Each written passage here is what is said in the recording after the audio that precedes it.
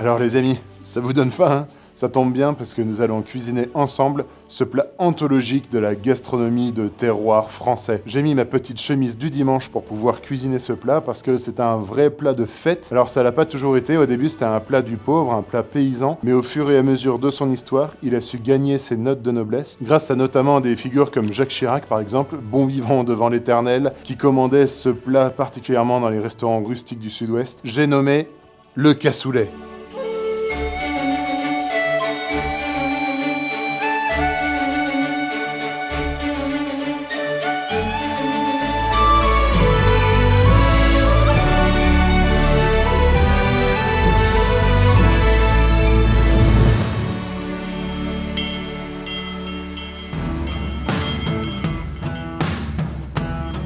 Alors le cassoulet, il a des origines un petit peu confuses, on ne sait pas exactement d'où il vient. J'ai d'ailleurs écrit en introduction, en préambule du chapitre sur le cassoulet dans mon livre, impossible de parler cassoulet sans déclencher une joute verbale digne des plus grands banquets gaulois. Castelnaudary, Carcassonne ou Toulouse, chaque ville brandit sa cuillère en bois comme un étendard, défendant bec et ongle la légitimité de sa recette. Alors regardez, je vous ai mis Castelnaudary, Carcassonne et Toulouse, toutes les spécificités avec tous les ingrédients qu'il y a dedans et comment est-ce qu'on les reconnaît. Je vous ai mis aussi quelques variantes régionales pour vous donner un maximum d'informations sur notre bon cassoulet. Et j'en profite, si vous êtes nouveau arrivé sur la chaîne, eh bien ce livre, c'est un livre que je sors cette année. Il y a vraiment énormément de chapitres dedans. Regardez un petit peu la diversité de ces chapitres. J'ai vraiment voulu un livre très proche de nos terroirs. Je vous ai mis plein d'infos dedans. Plein de sujets divers et variés. On peut pas s'ennuyer. Vous allez voir qu'il y en a pour tout le monde, pour toutes les sauces, pour tous les goûts. Vous pourrez le retrouver sur les grandes plateformes en ligne, comme Amazon par exemple, ou à la Fnac, ou chez Cultura, ou chez vos libraires de proximité, ou même sur notre site internet, lespetitsgaulois.fr. Et pour revenir à notre cher petit cassoulet, ce que je vous propose, c'est de ne pas prendre parti, de ne pas faire une des 3 grandes recettes, mais de piocher les particularités de chacune des recettes pour en extraire la substantifique moelle et essayer de faire le cassoulet le plus terroir d'Internet. Allez, je vous emmène avec moi dans cette aventure. Alors les amis, on va commencer par regarder un petit peu, se pencher un peu plus sur nos ingrédients. Alors j'ai fait un clin d'œil à chaque région de cassoulet. Le premier clin d'œil c'est à Toulouse, on va faire une saucisse de Toulouse. Alors je vais faire la saucisse avec du cochon, donc avec de la palette de porc et de la poitrine qu'on va assaisonner. Deuxième clin d'œil c'est pour Carcassonne avec ses filets de perdrix, pas n'importe quelle perdrix, parce qu'il y a 2 grandes perdrix en France. Il y a la perdrix grise sur la partie nord de la France et la perdrix rouge sur la partie sud. Donc ça, ce sont des filets de perdrix rouge. Nous sommes en période de chasse et c'est un oiseau qui est souvent lâché dans les campagnes pour la chasse, donc j'ai réussi à m'en procurer, mais c'est assez compliqué d'en trouver. Et le troisième petit clin d'œil, c'est pour le cassoulet de Castelnaudary. C'est pas un ingrédient, c'est un plat. Parce que ce plat, c'est le plat traditionnel du cassoulet. C'est celui qui a donné le nom au cassoulet d'ailleurs, parce que ce plat s'appelle une cassole. Et alors, il n'y a plus beaucoup d'artisans qui la font, mais j'ai réussi à me procurer cette cassole qui est faite de manière artisanale. C'est vraiment passionnant la manière dont c'est fait, parce que l'argile est extraite sur place et ces cassoles, elles sont créées depuis 200 ans par la même famille à côté de Castelnaudary. Et alors, la petite particularité, je crois que c'est quand on tape,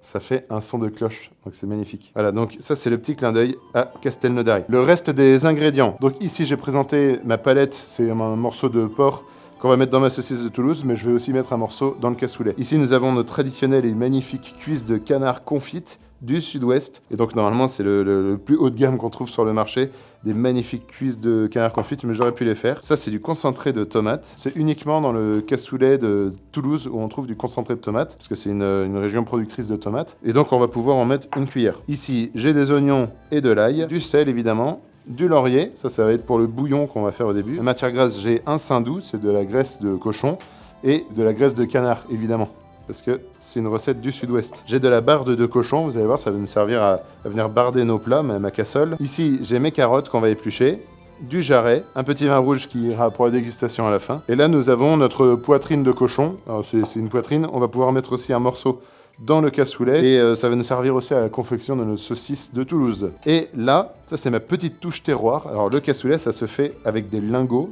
blancs. C'est ce type de haricot. Et moi, j'ai choisi le haricot Tarbais. C'est une spécialité, c'est une IGP du Sud-Ouest. Et alors, il est toléré pour le cassoulet de Toulouse et Castelnaudary, parce qu'on n'est pas trop loin de Tarbes. Après, à Carcassonne, on commence à être vraiment loin de Tarbes, donc eux, ils utilisent uniquement des lingots blancs. Mais en clin d'œil de terroir, et ben, je sais qu'il y a des producteurs qui sont passionnés, mais qui mettent beaucoup d'énergie à valoriser ce petit haricot du Sud-Ouest. Donc, en clin d'œil à eux, eh bien, j'ai choisi ce haricot Tarbais. Il faut savoir que c'est Parmentier, en revenant des Amériques, qui a ramené le haricot. Mais avant, le cassoulet, ça se faisait avec des fèves. Donc, c'était un peu plus compliqué, il fallait les cosser une par une. Donc, pour commencer notre recette, on va préparer le bouillon pour les lingots, pour les haricots Tarbais. Et ensuite, eh bien, on s'occupera de nos saucisses de Toulouse.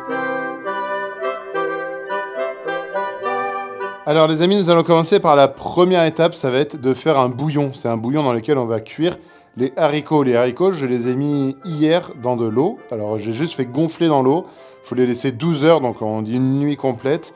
Vous les laissez gonfler, ils vont prendre 2 fois leur volume. Ensuite, on va préparer le bouillon. Pour le bouillon, il vous faut la barde, donc c'est le lard de cochon, des oignons. On va les piquer avec des clous de girofle, du laurier et les carottes. Alors je vais commencer par mettre mon eau dans ma marmite.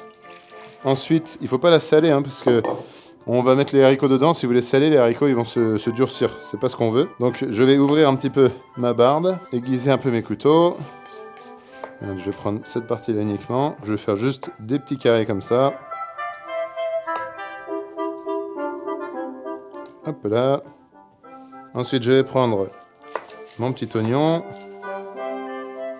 Alors, regardez ce qu'on va faire. On va lui mettre quelques petits clous de girofle dedans. Ça permet que les clous de girofle puissent transmettre leur saveur tout en évitant de les laisser dans le bouillon. Ça permet de les récupérer facilement en fait. Puis c'est joli. Et voilà, maintenant il n'y a plus qu'à la mettre dans notre bouillon. Ensuite, je vais y mettre 2 ou 3 feuilles de laurier sauce. Donc ensuite, je vais prendre une petite carotte. Hop, et là, je vais venir la couper juste grossièrement. Ça va partir au bouillon aussi. Et bien maintenant, je n'ai plus qu'à le mettre sur le feu. Hop. Allez, faites-moi une petite place ici. Et là les amis, on attend 1 heure que ça bout, que tous les arômes des ingrédients que j'ai mis dans mon bouillon se diffusent dans le bouillon. Et maintenant, nous allons faire notre saucisse de Toulouse. Donc pour la saucisse de Toulouse, il vous faut un morceau de cochon maigre et un morceau un peu plus gras. Alors j'ai pris de la poitrine pour le morceau un peu plus gras. Et le morceau de cochon maigre, c'est de la palette. Donc regarde, je vais lever. Alors je fais ça à l'œil, parce que ce genre de recette, pour moi, ça se fait à l'œil. Mais si vous voulez une recette exacte pour faire votre saucisse de Toulouse, eh bien, vous pouvez regarder sur Internet, il n'y a pas de problème. Et voilà, donc on a notre morceau un peu plus gras et notre morceau un peu plus maigre. Ce que je vais faire, c'est que moi, je vais les couper. Je vais essayer de faire une charcuterie, une saucisse au couteau. Alors c'est un peu délicat, mais mon hachoir est tombé en panne. Donc c'est là que je réalise que ça va être un petit peu long, mais c'est pas grave. One eternity later. Bon alors j'ai fini de couper mes morceaux. Donc on voit qu'il y a des morceaux un peu plus blancs là, comme ça. C'est la poitrine qui est plus grasse. Et des morceaux comme ici qui sont plus rosés, là, qui sont plus maigres. Alors maintenant il faut assaisonner. Alors pour la saucisse de Toulouse, eh bien il faut un assaisonnement simple. On peut juste mettre du sel par exemple. Donc la recette, c'est de mettre 18 grammes de sel par kilo de viande. Donc moi, je le fais un petit peu à l'œil. Je vais mettre un petit peu d'estragon, comme ça. Une pointe de muscade. Et surtout, vu qu'on est dans le sud-ouest, eh bien, du piment d'Espelette. Donc je ne vais pas en mettre trop, juste 2 pincées, comme ça. Ensuite, le tout, je le mets dans mon récipient. Hop. Et ensuite, je vais venir malaxer le tout. Ça sent déjà très bon. Vous avez vu, c'est grossier, c'est pas haché au hachoir, c'est haché juste au couteau. C'est comme un tartare au couteau, mais je pense que ça fera très bien l'affaire. Là, je malaxe bien pour que ce soit bien homogène. Et quand on est là, quand on a bien tout malaxé, eh bien j'ai envie de rajouter un petit ingrédient. Un ingrédient du sud-ouest, c'est évidemment de la graisse de canard. Donc je vais mettre une cuillère de graisse de canard à l'intérieur. Pas trop parce que le cochon est déjà bien gras, mais ça va donner énormément de jutosité à ma saucisse. Et ça va être très très gourmand, je pense. Ça, c'est de la vraie bonne saucisse de Toulouse. En vérité, non, parce que j'ai pas respecté exactement la recette. Mais c'est pour que ce soit encore plus gourmand, donc je pense que vous m'en voudrez pas. Sur mon entonnoir, j'ai préparé mon boyau de porc. Alors, c'est un gros calibre que j'ai mis eh bien sur la sortie. Et je vais pouvoir mettre ma viande dans l'entonnoir. Et je vais mettre ma viande dans le boyau, ce qu'on appelle embosser.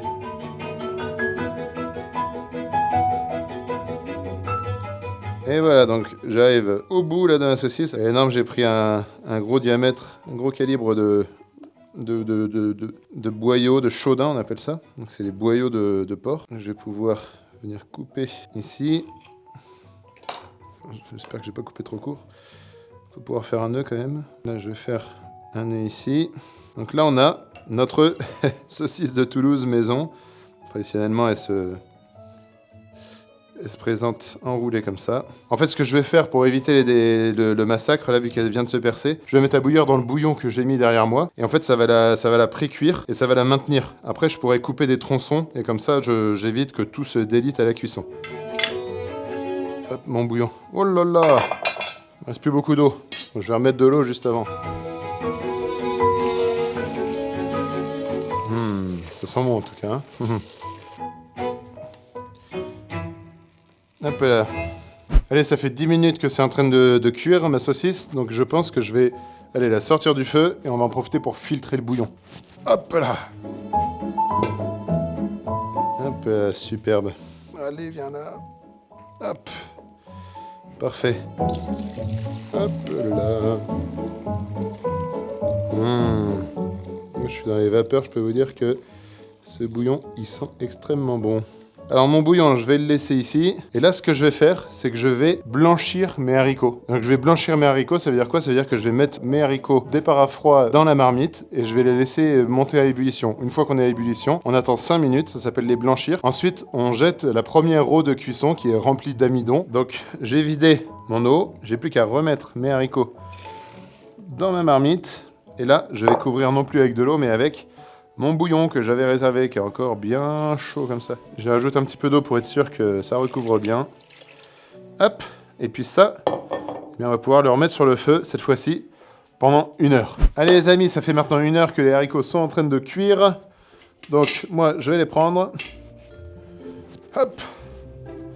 Ce que je vais faire maintenant, eh bien, je vais les sortir et les mettre dans mon plat, parce que vous allez voir, on va préparer une petite tambouille. Je vais pas trop les égoutter non plus, parce qu'il me faut du jus. Ah, vous avez vu, hein, je vous avais pas dit, mais vous gardez bien les carottes et les feuilles de laurier avec. Hein.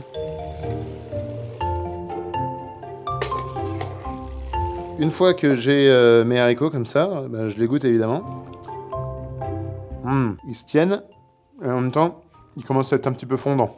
Alors à ce niveau-là, eh bien, je vais mettre la petite touche, vous vous souvenez, du cassoulet de Toulouse. Donc c'est le concentré de tomate. Alors, je vais pas en mettre énormément, 3 petites cuillères comme ça. Du saindoux, donc là je vais mettre à peu près cette quantité-là. Hop. Et là je vais mettre des gousses d'ail. Alors traditionnellement, je crois que on compte 1 gousse d'ail par personne. Alors, moi, vu que ma cassole de cassoulet, c'est une cassole pour 6 personnes, eh bien je vais mettre 6 gousses d'ail. Et quand j'ai ça, eh bien je vais pouvoir remuer tout l'ensemble. Et voilà. Je réserve et ça va nous servir juste après pour le montage de notre cassoulet. Et maintenant les amis, dernière partie, eh bien, je vais prendre ce morceau de poitrine, d'accord? Et en fait je vais venir le saisir dans une poêle que j'ai mis à chauffer juste derrière moi, parce que c'est un morceau qu'on va mettre dans le cassoulet. Et donc il faut qu'il soit bien grillé. Je vais couper une bande comme ça, je pense que ça suffira. Donc je vais lui lever grossièrement la barde au-dessus. Pourquoi grossièrement? Parce que c'est aussi un morceau qu'on va faire cuire et qu'on va mettre dans le cassoulet. Ça, je vais le tronçonner juste en 2 comme ça. La barde de gras, on va faire des petits morceaux comme ça.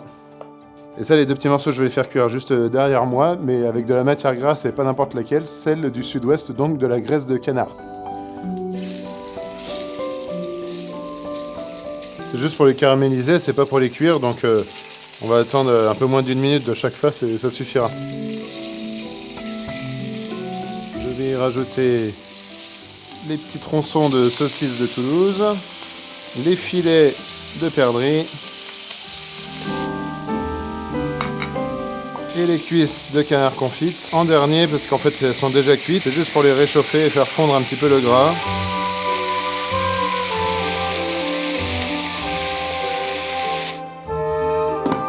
Les petits morceaux de couenne là que je mets dans le gras. Ok. Hop, hop, hop, hop, hop, hop, hop, hop, hop. Magnifique, splendide. Alors pour notre dressage, il y a plusieurs écoles. Il y a une école où on met du lard au fond, mais moi je vais faire comme ce que j'ai déjà entendu aussi. C'est commencer par une première couche de haricots. Hop. Et ensuite, eh bien, je vais pouvoir mettre mes différentes viandes. Donc là, je vais commencer par exemple par ma saucisse de Toulouse. Hop, regardez, je vais la mettre en quinconce comme ça. Là, je vais venir recouvrir avec mes haricots. Là, je vais mettre mes petits filets de perdrix et mes morceaux de cochon, de lard. Là. Je remets des haricots. Là, on va mettre les manchons de canard confits. Hop, les petits morceaux de lard. Et là, on va venir couvrir avec des haricots, avec les petites carottes. Et là, ce qui est important, c'est de garder le jus de cuisson, là, et de venir couvrir tout notre cassoulet. Hop là. Un ras-bord quasiment. Wow, le magnifique cassoulet. Et voilà, maintenant, il n'y a plus qu'à le mettre à l'intérieur du four.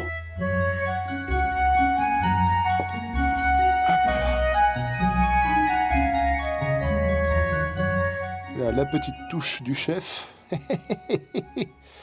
peu de graisse de canard. C'est pour les gourmands.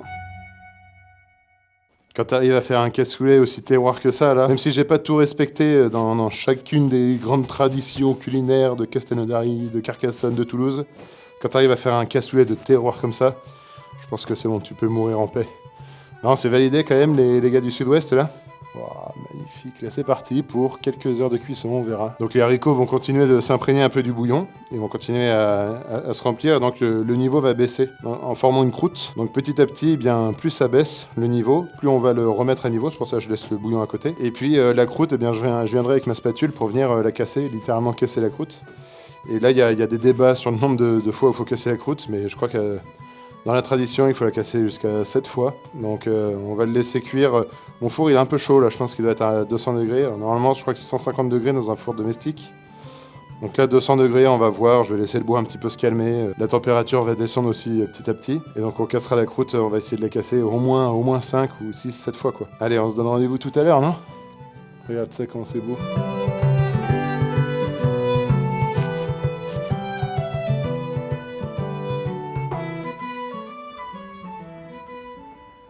Le petit Gaulois, ça fait 2 heures qu'il est dans le four. On lui a déjà remis du jus une première fois. Je vais le tirer, vous allez voir, il y a une belle croûte qui s'est formée. On va lui remettre du jus, le casser un petit peu, le remuer un petit peu. On va attendre encore une trentaine de minutes et puis je pense que ce sera pas mal pour le retirer complètement. Vous avez vu quand il est joli? J'adore ça, magnifique. Alors regarde, si on vient... Tu vois la croûte que ça forme là? Ça va faire une petite croûte et en dessous, il y a tout le reste évidemment. Alors l'idée, c'est de venir un peu casser cette croûte qui est formée. Parce que les sucres qui se caramélisent là, ça contient énormément d'arômes et de saveurs. Et du coup, en le cassant comme ça permet de mélanger toutes ces saveurs dans le cassoulet. Alors, on voit qu'il manque un petit peu de jus, de bouillon. Hop. On va lui remettre un petit peu. Voilà. Je vais essayer de le remettre au fond. Oh là là. Une dernière petite louche pour la route. Pour pas qu'il sèche de trop. Ça déborde un peu, mais c'est pas très grave.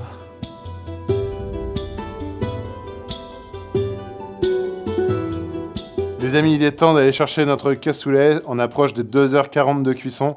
Je l'entends frémir d'ici. C'est parti. Ah là là là. Oh, c'est encore chaud un peu.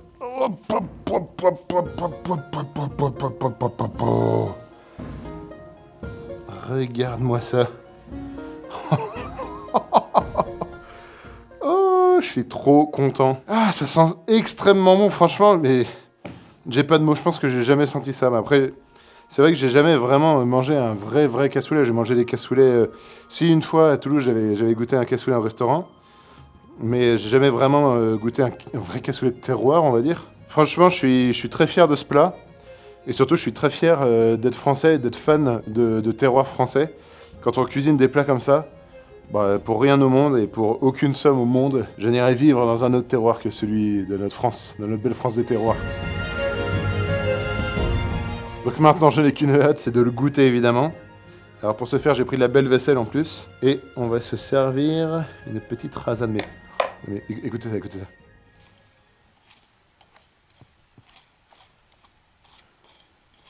Je suis vraiment comme un gamin à Noël. Regarde ce petit morceau de cochon là, ici. Wow. Et des petits morceaux de lard aussi là. Qu'est-ce qu'on va aller chercher? Oh, la cuisse de canard confite. Non, franchement, mais c'est... Ouais, j'ai un petit peu de tour et une petite carotte. Une feuille de laurier. Et maintenant, ce doux fumet, mes seigneurs. Eh bien, goûtons. Alors, ça se sert brûlant comme ça. Hein. Oh. Les haricots, ils sont fondants. Et ce qui était au-dessus, sur la croûte, il croustille. C'est abusé, c'est abusé. T'entends que ça croustille, là? Ah la vache! Le petit confit de canard, il n'y a pas besoin de couteau. La saucisse, elle est canon. Vraiment très très bonne. Qu'est-ce qu'on n'a pas goûté? J'ai mon petit couteau. Là, je vais me prélever un petit morceau. Splendide. Bon ben les amis, c'est validé.